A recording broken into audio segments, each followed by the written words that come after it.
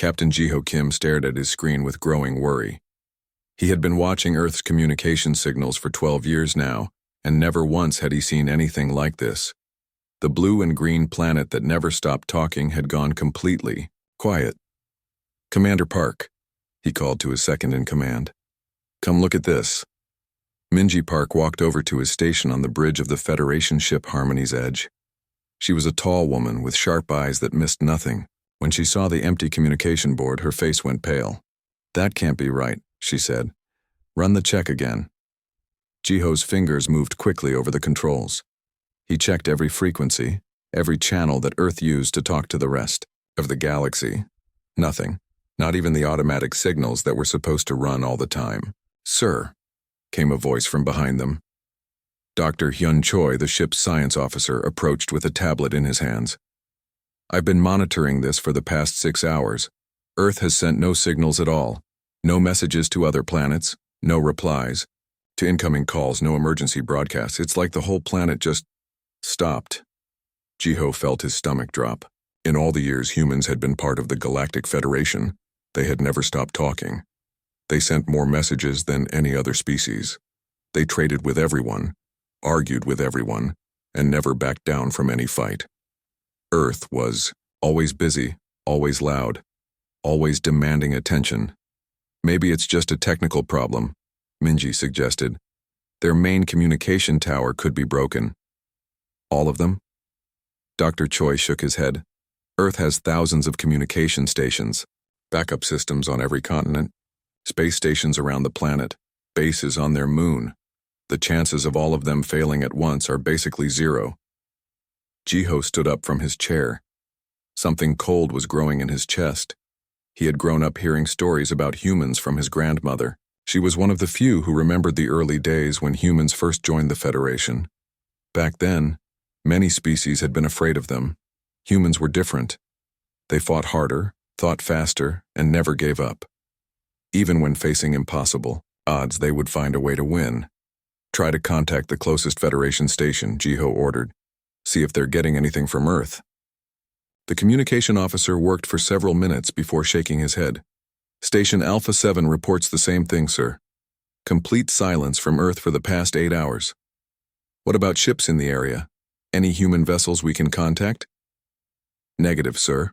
The few human ships we can reach are all far from Earth. They're asking us what's happening." Jiho walked to the main viewing screen. Even from this distance, Earth looked normal. The same blue oceans, white clouds, and brown and green continents.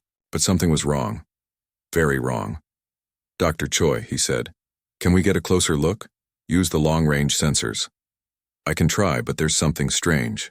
There's some kind of electromagnetic field around Earth that's blocking our deeper scans. It wasn't there yesterday." The doctor worked at his station for nearly an hour. Sweat formed on his forehead as he tried different sensor configurations. Finally, he got something. "Sir, I'm getting partial readings. The cities they're dark.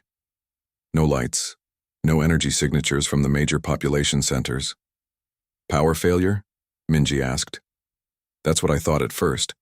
But the automated systems are still running. Traffic lights, weather stations, orbital, defense platforms. Everything that can run itself is working fine. It's like all the people just disappeared." A chill ran through the bridge. The crew members looked at each other with growing fear. "That's impossible," someone whispered. But Jiho was already thinking about the stories his grandmother used to tell. About human history. About how they had survived ice ages, plagues, wars that covered their entire planet. How they had rebuilt their civilization from nothing multiple times. Humans didn't just disappear. "Send a message to Federation headquarters," Jiho commanded. "Priority 1. Tell them Earth has gone silent and we need investigation teams here immediately." The next few hours were the longest of Jiho's life. Reports started coming in from across the galaxy. Other Federation ships confirmed the same thing. Earth was quiet. No responses to any messages. The orbital stations around Earth were still working, but no one was operating them. When the reply from Federation headquarters finally came, Jiho could hear the worry in the Admiral's voice even through the static. "Harmony's Edge, you are ordered to maintain position and continue monitoring. Do not approach Earth until further orders. Investigation teams are being assembled. But as Jiho watched his screen, he noticed something else. The other species in the Federation were starting to panic. Trade ships that had been heading toward human space were turning around. Military vessels were gathering near their home systems. Even the proud Valtari Empire, which had fought 3 wars with humanity over the past century, had recalled all their fleets. "Commander," Minji said quietly, "I'm getting reports from across Federation space. Everyone's scared. If something happened to Earth, to humanity..." She didn't need to finish. Everyone knew what she meant. Humans were the strongest fighters in the Federation. They had the biggest military, the most advanced weapons, the most stubborn will to survive. If something could defeat humanity so completely that they vanished overnight without even sending a distress signal, what chance did anyone else have? Dr. Choi approached them again, his face grim. "Sir, I've been analyzing the electromagnetic field around Earth. It's not natural, and it's not random. Someone built it. The question is who and why." "Could humans have built it themselves?" Jiho asked. "Possibly. The technology is advanced, but humans have surprised us before. But why would they cut themselves off from the galaxy?" That was the question that scared Jiho the most. In all of human history, in all the stories his grandmother had told him, there was one thing humans never did. They never ran away. They never hid. When faced with any threat, no matter how big, humans would fight. They would send warnings to their allies. They would call for help. They would make noise until the entire galaxy knew they were in trouble. But this time they had gone silent. As the hours passed, more reports came in. Human colonies on other planets had also gone quiet. Space stations, mining operations, research, facilities, anything run by humans had simply stopped communicating. It was like the entire human species had vanished at the same moment. "Sir," the communication officer called out, "I'm getting panicked messages from all over Federation space. Some species are abandoning their outer colonies. Others are building up their home defenses. Everyone wants to know what happened to Earth." Jiho stared at the silent planet on his screen. In his heart, he knew that whatever had made humanity go quiet, whatever had made the strongest species in the galaxy disappear without a fight was still out there, and if it could defeat humanity so easily, it could destroy them all. The day Earth went silent, the galaxy learned what true fear felt like. Admiral Seung Lee stood in the Federation's emergency war room, looking at faces he had not seen together in decades. Around the large table sat representatives from every major species in the galaxy, but this time they were not here to argue about trade routes or border disputes. They were here because humanity had vanished. "Admiral Lee," said the Valtari representative, his blue skin darker than usual with stress, "your species has been silent for 3 days now. We need answers." Seung Lee was the highest-ranking human in the Federation military. At 60 years old, he had fought in more battles than most species fought in their entire history. His gray hair and scarred hands told stories of wars won and lost, but right now he felt helpless. "I know as little as you do," he said honestly. "Every human ship outside the Sol system has lost contact with Earth. We're as confused as everyone else." The Zephyrian ambassador leaned forward. Her kind were known for their calm nature, but even she looked worried. "Admiral, forgive me for being direct, but this doesn't seem like something that would happen to humans by accident. Your people are too careful, too prepared. This feels planned." Seung Lee had been thinking the same thing. But if it was planned, why hadn't anyone told him? He was supposed to be in charge of human military forces across the galaxy. How could his own people disappear without him knowing? "I'm assembling a team to investigate," he announced. "We're going to Earth to find out what happened." The room erupted in protests. "Absolutely not," shouted the Taraxian delegate. "If something destroyed humanity, sending more people there is suicide." "We should quarantine the entire Sol system," suggested another voice. "Whatever happened there might spread." But Seung Lee raised his hand for silence. "Earth is my home. Those are my people. I'm going, with or without Federation approval. The debate continued for hours. Some species wanted to wait and see what happened. Others wanted to send robot ships first. But Sung Lee had made up his mind. He chose his team carefully. People. He trusted people who wouldn't panic when things got dangerous. Agent Yuna Song was his first choice. She was the intelligence officer who had spent years working on human colonies. She knew how to find secrets that people tried to hide. Her small size and quiet manner made others underestimate her, which was usually their last mistake. Engineer Taemin Lim was also essential. He understood human technology better than almost anyone. If there were clues hidden in Earth's computers and machines, Taemin would find them. Dr. Hyun Choi joined them from Captain Jiho's ship. His science background might help them understand what had happened to 8 billion people. The journey to Earth took 2 days. During that time, more reports came in from across the galaxy. Human trading posts had gone silent. Research stations stopped sending data. Even the automated distress beacons that humans placed on every ship and building had stopped working.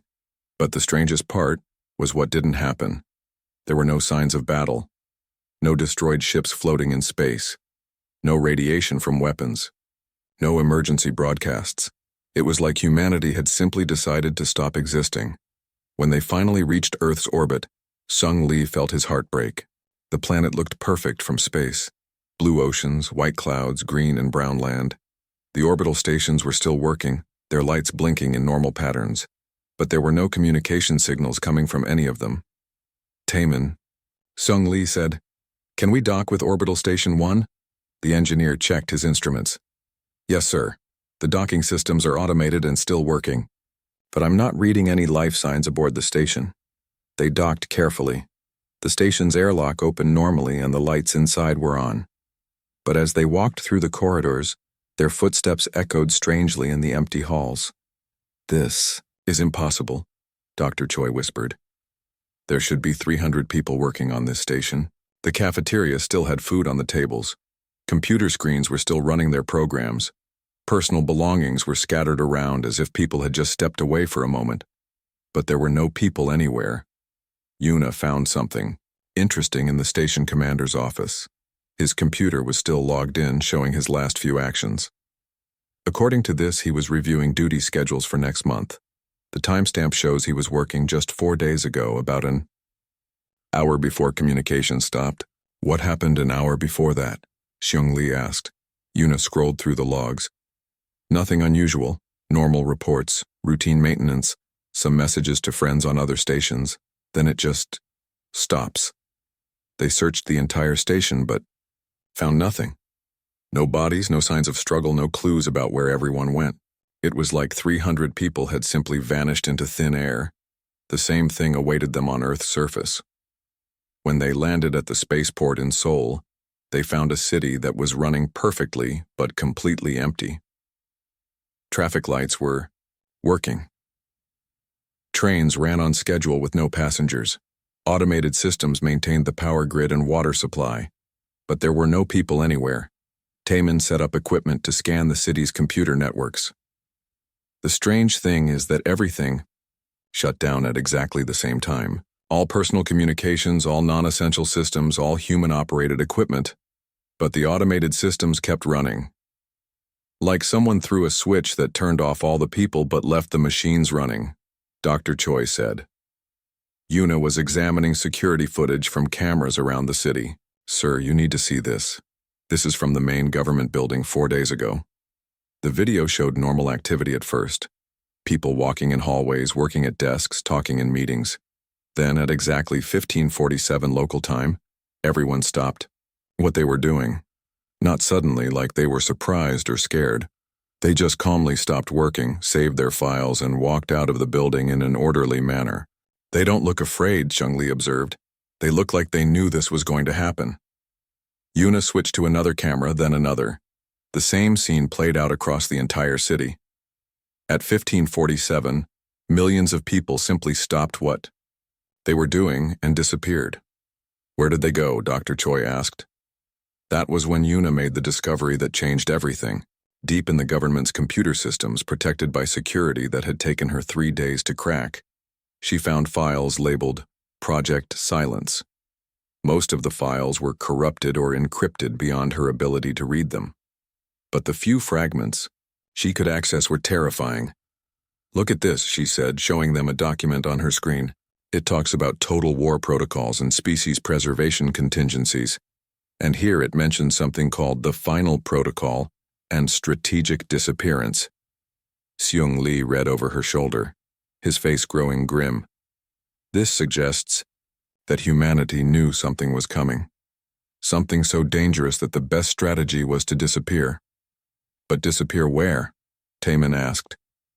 8 billion people can't just vanish. As if in answer to his question, Yuna's computer beeped with an incoming message. It was a simple text transmission, coming from somewhere in the outer solar system. "Admiral Lee," the message read, "if you're reading this, then you've made it to Earth safely. We're sorry we couldn't tell you before, but operational security required complete secrecy. Follow coordinates 394.7 by 82.1 by 15.9.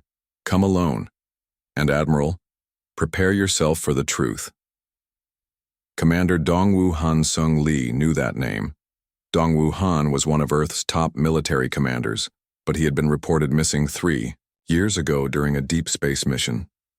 "Sir," Dr. Choi said quietly, "those coordinates point to Pluto." Sung Lee stared at the message for a long time. Around him, his team waited for orders. Outside, an empty city hummed with the sound of machines running themselves. Whatever humanity was hiding, whatever had made them disappear from the galaxy, the answers were waiting at the edge of the solar system. And Seung Lee had the terrible feeling that when he found those answers, he would understand why his people had chosen silence over screaming for help. Dr. Sunho Kang had been staring at the same readings for 6 hours, and they still made no sense. From his position on the research station New Horizon at the edge of Federation space, his job was to watch for unusual activity in deep space. But what he was seeing now was beyond unusual. It was impossible. "Jiwon," he called to the station commander. "You need to look at this." Captain Jiwon Oh floated over in the zero gravity of the observation deck. She was a practical woman who had spent most of her career on deep space stations. She didn't scare easily. But when she saw Dr. Kang's readings, her face went pale. These gravitational readings, they're off the scale. What could cause distortions this massive? "That's what I've been trying to figure out," Dr. Kang said, adjusting his thick glasses nervously. "At first, I thought it was a natural phenomenon, maybe a black hole moving through dark space. But look at the pattern."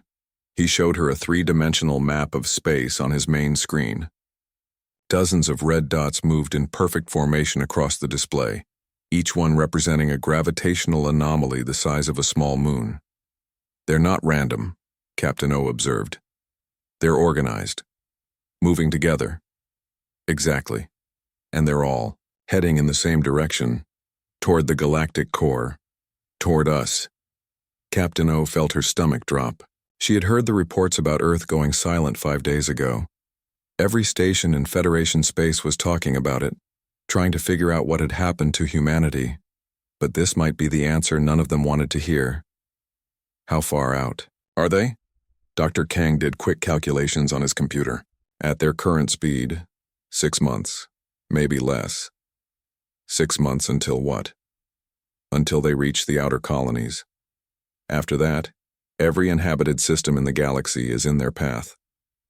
Captain O immediately ordered her communications officer, technician, Minho Bay, to send priority messages to Federation headquarters in every nearby station. But Minho was having problems. "Captain, I'm getting interference on all long-range channels. Whatever those things are, they're affecting subspace communications across this entire sector. Keep trying, the Federation needs to know about this." While Minho worked on the communications, Dr. Kang continued studying the gravitational anomalies. What he found made the situation even worse. "Captain, I'm detecting energy signatures unlike anything in our databases. These aren't natural objects. They're artificial. Built. Ships? If they are ships, they're using technology we've never seen before. Each one is generating enough power to run a small star. Captain O looked out at the empty space beyond her station. Somewhere out there, in the darkness, something was coming. Something powerful enough to build vessels that bent space around them, and somehow she was sure this was connected to Earth's mysterious silence. It took 3 days for Dr. Kang to get clear readings of the approaching objects. When he finally managed to focus the station's most powerful telescopes on them, what he saw made him call for Captain O immediately. "I've got visual contact," he announced, his voice shaking. The main screen showed a sight that would give nightmares to anyone who saw it. Massive ships, dark as space itself, moved through the void in perfect formation. Each vessel was at least 50 kilometers long, with strange curves and angles that hurt to look at directly. They seemed to absorb light rather than reflect it. "How many?" Captain O whispered. Dr. Kang's hands trembled as he worked his controls. "I count at least 3,000 in the main group, but there are smaller formations spread across a front of nearly 100 light-years. Captain, there could be tens of thousands of them." "What are they?" "I don't know, but they're heading straight for Federation space. At this rate, they'll hit the outer colonies in about 5 months. That was when Minho made a discovery that changed everything. While trying to clear the communication interference, he had been scanning all frequencies, looking for any signals that might help him get a message through. Deep in the background static, he found something. "Captain, I'm picking up a transmission, very faint, very short. It's coming from the Sol system." Captain O and Dr. Kang rushed to the communication station. Minho played the signal for them. It was mostly static, but there were definitely artificial patterns hidden in the noise. "It's encrypted," Minho said, "and it's using an old human military code that went out of use about 3 years ago. Can you decode it?" "I think so, but it'll take time." While Minho worked on the signal, Captain O made a decision that probably saved the galaxy.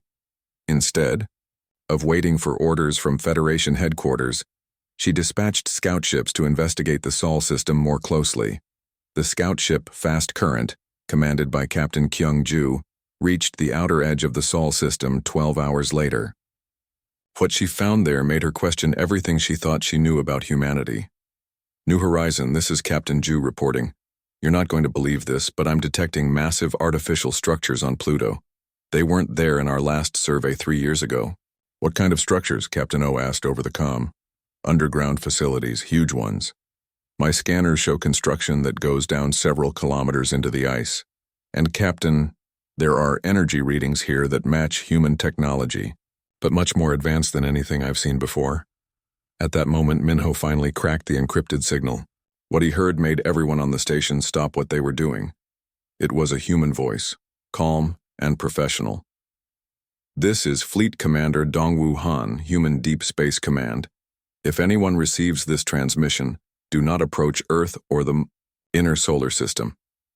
Repeat, do not approach. Maintain radio silence and continue normal operations. What appears to be the end of humanity is actually the beginning of our true mission. The galaxy must believe we are gone. Everything depends on it." The transmission repeated several times before cutting off. Captain O stared at the communications panel. "They're not gone. They're hiding." Dr. Kang looked up from his telescope controls. "But hiding from what? What could make humanity fake their own extinction?" The answer came from Captain Ju's scout ship.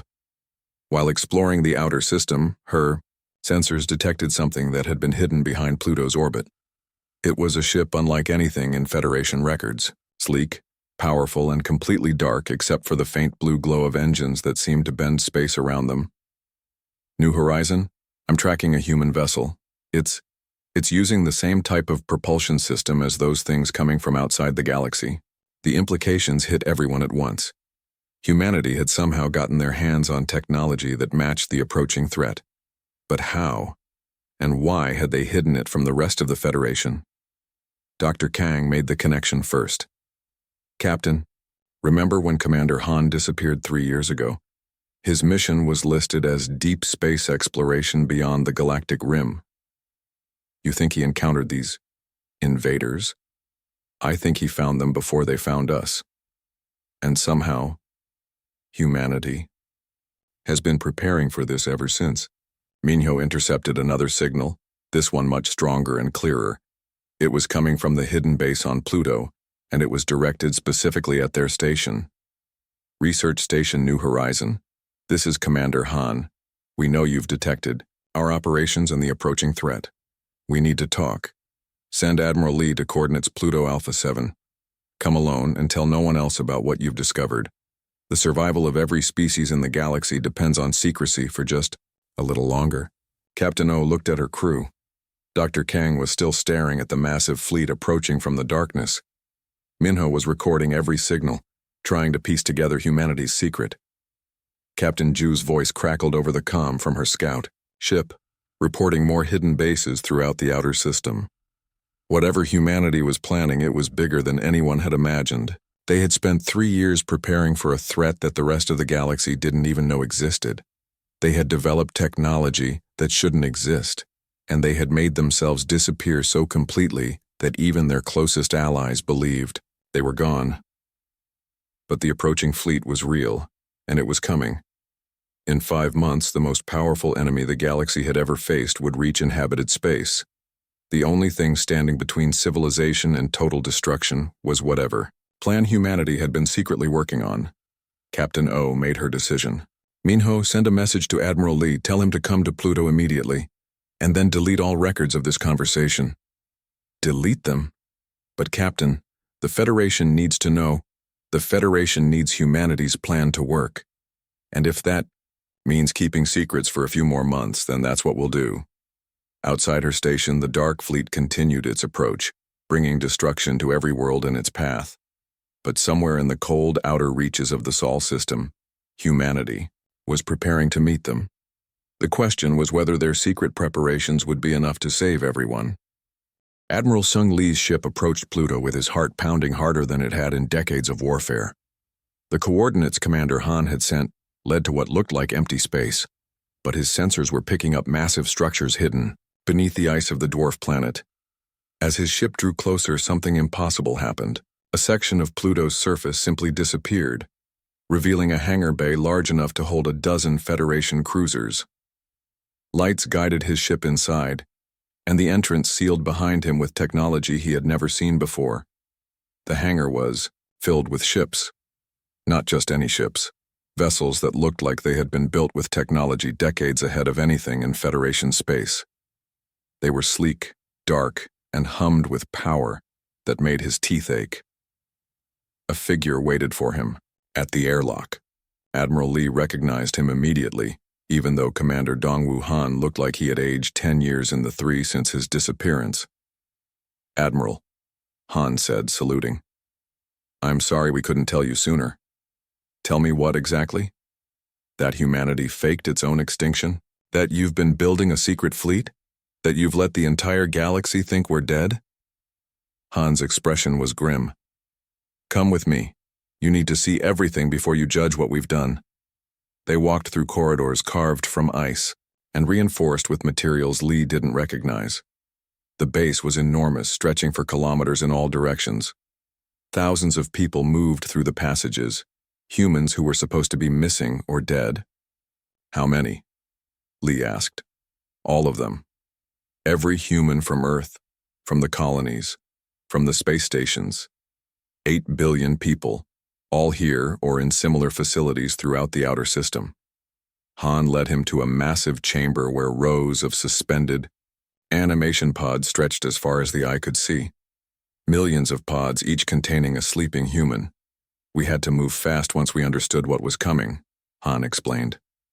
3 years ago, my deep space mission encountered something that shouldn't exist. Ships using technology so advanced it made our best vessels look like toys. We called them the Devourers. Devourers? That's what they do. They consume entire galaxies, strip every planet of resources, enslave or destroy all intelligent life, then move on to the next galaxy. We found the remains of 17 civilizations they had already destroyed. Lee stared at the sleeping millions. So you decided to hide humanity? We decided to prepare. Han activated a holographic display that showed the approaching enemy fleet. The Devourers have been traveling between galaxies for millions of years. They've perfected their methods. First, they send scouts to identify the strongest military forces. Then they eliminate those forces in surprise attacks before beginning the main invasion. And you thought they would target humanity first. We knew they would. In every galaxy they've conquered, they always start by destroying whoever has the most advanced military technology. That would be us. Han led him deeper into the base to chambers filled with weapons and technology that seemed impossible. Dr. Narration, whom Li had thought was dead for 3 years, greeted them at the entrance to a laboratory. "Admiral Li," she said, wiping oil from her hands. "Sorry about the deception. We've been rather busy." The laboratory contained weapons that defied everything Li knew about physics. Devices that could phase matter out of existence. Projectiles that traveled through folded space. And at the center of it all, a weapon that Dr. Shin called the Star Killer. "It can turn any star into a supernova," she explained casually. "We've built 12 of them so far." Li felt dizzy. "How is any of this possible? Where did you get this technology?" "From them," Han said. "When my expedition encountered the Devourers, we didn't just run away. We fought. We lost badly, but we managed to capture some of their technology before escaping. We've spent 3 years reverse engineering it and building our own versions. But why the secrecy? Why not tell the Federation? We could have prepared together." Han's expression darkened. "Because the Devourers have spies in every major civilization. They've been watching the galaxy for decades, gathering intelligence. If word had gotten out that we were preparing for them, they would have changed their strategy. Attacked earlier, differently. We needed them to think their intelligence was accurate." Dr. Shin activated another display showing the Federation's current military positions. "Look at this. Every species has pulled back their fleets to defend their home systems. They're scared because Earth went silent, but they're doing exactly what we need them to do. The Devourers will see what appears to be a weakened, divided galaxy. They'll follow their standard invasion pattern, which is spread their forces out to occupy as many systems as possible at once. They'll expect minimal resistance since the strongest military force in humanity appears to be gone. That's when we strike." Han led Li to another chamber where Captain Kyung-ju was briefing a group of pilots. Li recognized her from her service record, but she was supposed to have died in a training accident 2 years ago. "Admiral," she saluted. "Good to see you again." "Captain, I thought you were dead?" "Yes, that was the idea, along with about 50,000 other military personnel who were officially listed as casualties over the past 3 years. We needed experienced commanders for this operation." The briefing room was filled with holographic star charts showing the entire galaxy. Red markers indicated where the Devourer fleet would likely strike first. Blue markers showed hidden human positions throughout space. "We've been placing assets everywhere," Captain Ju explained. "Stealth ships, automated weapons platforms, surprise attack coordinates. When the Devourers spread out to begin their conquest, we'll hit them simultaneously across 17 star systems." Li studied the plans. The scope was incredible. Humanity had built a shadow military larger than anything that had ever existed, all while convincing the galaxy they no longer existed. "The timing has to be perfect," Han continued. "We wait until the Devourers commit to their invasion pattern. Let them spread out thinking they're facing weak resistance from frightened aliens. Then we reveal ourselves all at once." "What about the other species? Won't they be caught in the fighting?" Dr. Shin smiled grimly. "That's the beautiful part. Once we engage the Devourers, the other species will see what's really happening. They'll realize humanity didn't disappear. We were preparing to save them. Most of them will join the fight once they understand. And if they don't, then we fight alone like we always do." Han brought Li to the command center where displays showed the current status of the approaching enemy fleet. 4 months until they reached inhabited space. Thousands of ships carrying enough firepower to destroy civilizations. "Admiral, I need you to make a choice," Han said. "You can return to Federation space and tell them the truth about what we've done, probably save some lives in the short term. Or you can stay here and help us coordinate the largest military operation in galactic history." Lee looked around the command center. Every person working there was supposed to be dead or missing. They had sacrificed everything, their identities, their connections to the galaxy, their very existence, to prepare for a threat no one else could see coming. What happens if your plan fails? Then everyone dies anyway. But at least we'll go down fighting instead of hiding. That was the moment Lee understood. This wasn't just about military strategy or advanced technology.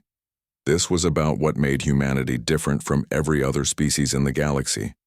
When faced with impossible odds, when confronted with their own extinction, humans didn't surrender or despair.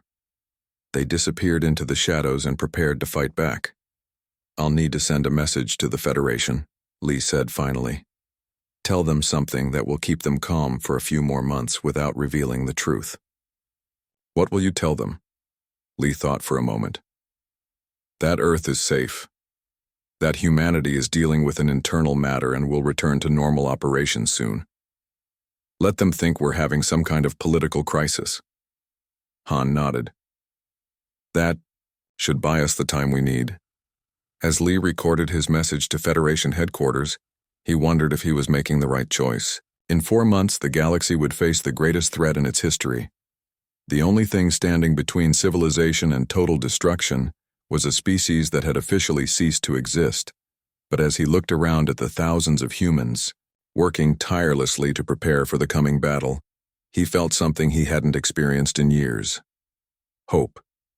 Humanity hadn't gone silent because they had given up. They had gone silent because they were getting ready to scream. 4 months later, the day humanity had been preparing for finally arrived. Captain Kyungju sat in the command chair of her stealth ship Ghost Strike, watching the massive Devourer fleet enter the Centauri system. The enemy vessels were even, more terrifying up close. Dark ships that seemed to eat light, each one carrying enough firepower to destroy a planet. "All units, this is command," came Fleet Commander Han's voice over the encrypted channel. "The enemy is taking the bait. They're spreading out to hit multiple systems at once, just like we predicted." Through her view screen, Kyung could see the Federation defense fleet making what looked like a desperate last stand. The human officers serving on those ships didn't know the truth. They thought they were really alone, facing an impossible enemy. Their fear and desperation were real, which made the deception perfect. "Ghost Strike, you are clear to engage," Han ordered. "Remember, hit them hard and fast, then disappear. We want them confused before the main attack." Kyung smiled grimly. She had been waiting 3 years for this moment. Her ship decloaked directly behind the largest Devourer vessel and fired. The weapon she used didn't exist in any Federation database. It fired projectiles that traveled through folded space, appearing inside the enemy ship's hull and exploding outward. The massive Devourer vessel shuddered and began to burn. "Target hit," she reported, moving to secondary position. All across the Centauri system, similar attacks began.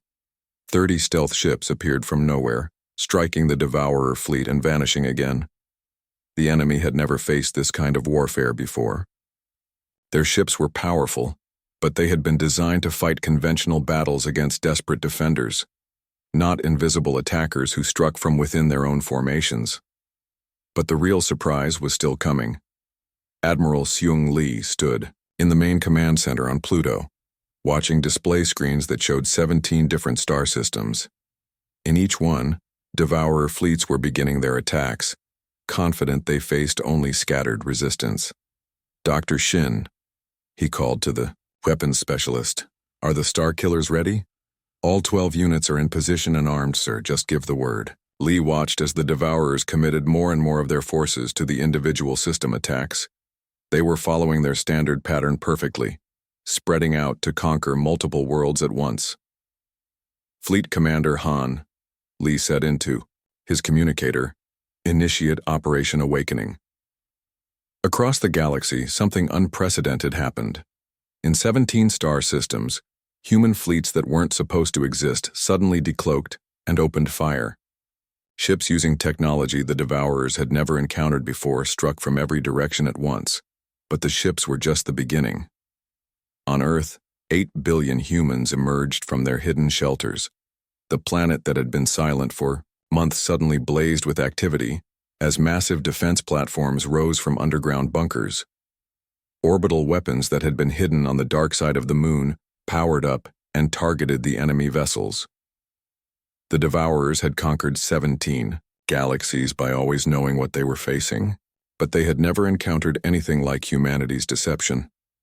Captain G-1O, still commanding her research station at the edge of Federation space, watched the battle through long-range sensors and couldn't believe what she was seeing. "Minho," she called to her communications officer. "Are you getting this?" Technician Minho Bai nodded, his face pale with amazement. "Captain, human fleets are appearing everywhere. It's like they were hiding behind every asteroid, every moon, every piece of space debris in the galaxy. The Devourer fleet, which had seemed unstoppable, was suddenly fighting for its survival. Their ships were powerful, but humanity had spent 3 years studying their technology and developing counters for every weapon. In the Vega system, Dr. Narishin's Starkiller fired for the first time. The weapon reached out across space and touched the system's primary star. Within minutes, the star began to collapse, then exploded in a supernova that incinerated half the Devourer fleet instantly. "Starkiller 1 successful," Dr. Shin reported, calmly. "Moving to next target." But the turning point came when the other Federation species realized what was happening. On the Valtari homeworld, Admiral Kex Theron watched the battle reports with growing amazement. The humans, who had vanished 4 months ago, had just appeared with a fleet larger than the rest of the Federation combined. "Sir," his aide reported, "we're receiving a transmission from Admiral Lee." Lee's voice filled the command center. "To all Federation forces, this is Admiral Sung Lee of the Human Defense Fleet. We apologize for the deception, but operational security required that our preparations remain secret. The enemy you see before us has destroyed 17 galaxies. They came here expecting to find us weak and divided. Instead, they found us ready.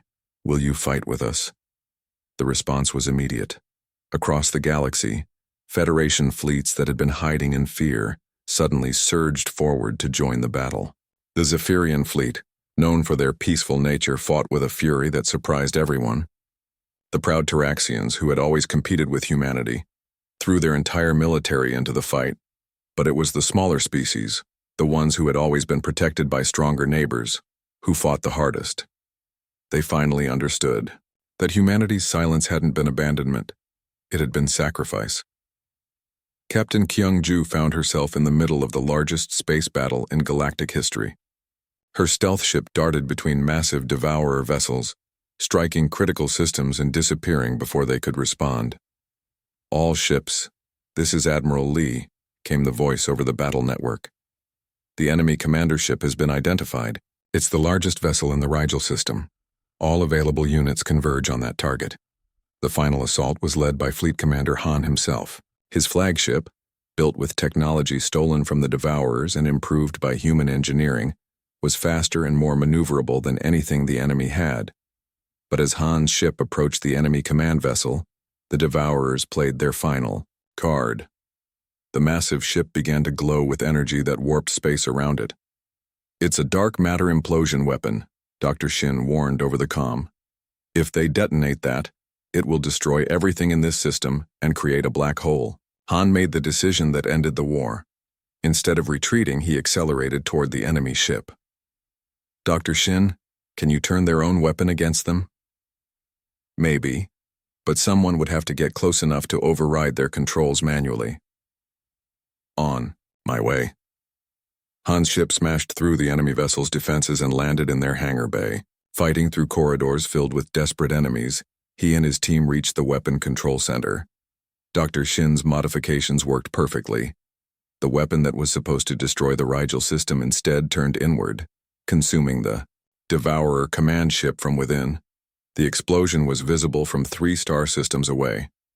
With their command structure destroyed and their fleet scattered, the remaining Devourers broke and ran.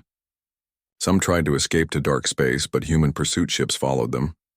Others attempted to surrender, but after seeing what they had done to 17 other galaxies, no one was interested in mercy. The war lasted 6 more months, but the outcome was never in doubt after that first day. Humanity had turned the Devourer's own tactics against them. The surprise attack, the superior technology, the coordinated strikes across multiple systems. When it was finally over, Admiral Lee stood on the observation deck of his flagship, looking out at the stars. Representatives from every Federation species were gathering for the largest celebration in galactic history. Agent Yuna Song approached him with a communication tablet. "Sir, the Federation Council wants to give humanity a special recognition for saving the galaxy. They're calling you the greatest military leader in history." Lee shook his head.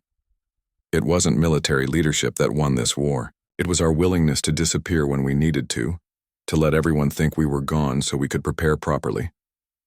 "What will you tell them?"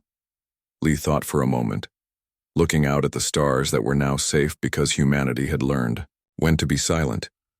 "Tell them that sometimes the greatest strength is knowing when to stop talking and start listening. The universe was warning us about the Devourers for 3 years, but only humans were quiet enough to hear it. The day Earth went silent, the galaxy had learned fear. But in the months that followed, they learned something even more important. That humanity's greatest weapon wasn't their technology or their military might. It was their ability to sacrifice everything, including their own recognition, to protect others. The Federation would never forget the lesson. When humanity goes quiet, it doesn't mean they've given up. It means they're preparing to save everyone, and across the galaxy, from the smallest research station to the largest military fleet, everyone understood that the silence had been worth it. Earth had gone quiet so that the stars could keep singing.